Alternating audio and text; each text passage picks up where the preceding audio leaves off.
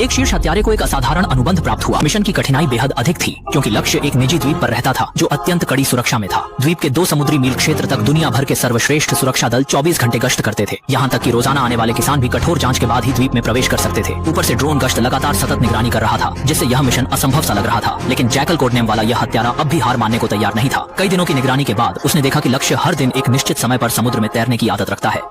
उसने योजना बनाते हुए समुद्र से 4 किलोमीटर की दूरी पर स्नाइपर की मदद से निशाना साधने का निर्णय लिया। उसने यह सुनिश्चित किया कि उसके इस मिशन की भनक किसी को न लगे। इसके तहत उसने मछुआरों की एक नाव किराए पर ली और गहन रणनीति के तहत निर्धारित स्थान पर पहुंच गया। वहां उसने नाव के कप्तान को भी ठिकाने लगा दिया, जो उसके निर्दयी स्वभाव को दर्शाता है। समुद्र में निशाना लगाना जमीन पर निशाना लगाने से कहीं अधिक चुनौतीपूर्ण था। इसके लिए जैकल ने विशेष तकनीकी तैयारी की थी। उसने एक उन्नत गायरो स्थिर प्रणाली का इस्तेमाल किया, जिसे उसने अपने शरीर पर इंस्टॉल किया था। इसके अलावा उसने अपने साथ 4 उच्च विस्फोटक गोलियां और अन्य जरूरी उपकरण भी रखे थे।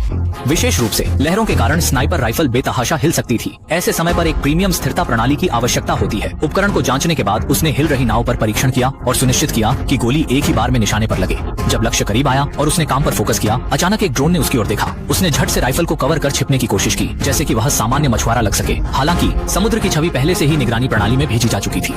सौभाग्य से यह नाव एक सामान्य मछुआरों की नाव थी जो अंतर्राष्ट्रीय जल में खड़ी थी, इसलिए सिक्योरिटी कप्तान को शक नहीं हुआ। जब समुद्र को सुरक्षित माना गया, तभी व्यापारी अपनी सुरक्षा गार्ड के साथ विला से बाहर आए। जैकल, जो मौके का इंतजार कर रहा था, तुरंत अपने स्नाइपर राइफल में गोली भरने लगा। जैसे ही व्यापारी पानी में कूदने वाले थे, उसने निशाना साधा, लेकिन एक बड़ी लहर ने नाव को जोर से हिला दिया, जिससे उसका निशाना चूक गया। अगर उसने मौके का सही इस्तेमाल नहीं किया तो मिशन असफल हो सकता था।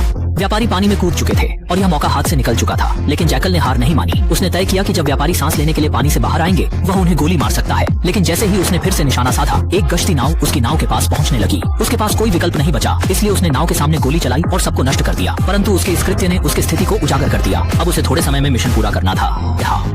सौभाग्य से उसने अपने साथ सिग्नल जैमर लिया था, जिसने ड्रोन के ट्रैकिंग सिस्टम को बाधित कर दिया। लेकिन सिक्योरिटी कप्तान ने खतरे को पहचान लिया और तुरंत गार्ड्स को आदेश दिया कि व्यापारी को पानी में सुरक्षा दें। जैकल ने अभी तक गोली नहीं चलाई थी, लेकिन व्यापारी को सुरक्षा गार्ड ने पानी में दबा दिया। इंसान की सांस को सीमित समय तक रोका जा सकता है, इसलिए जैकल को केवल इंतजार करना था। जैसे ही व्यापारी ने अपनी सांस रोकने की सीमा पार की, जैकल ने अपने हथियार से गोली दाग दी। लेकिन वफादार गार्ड मिसाइल की तरह आगे बढ़े और अब समस्या यह थी कि जैकल के पास केवल एक आखिरी गोली बची थी। अगर यह निशाना चूक गया तो वह इनाम से हाथ धो बैठेगा।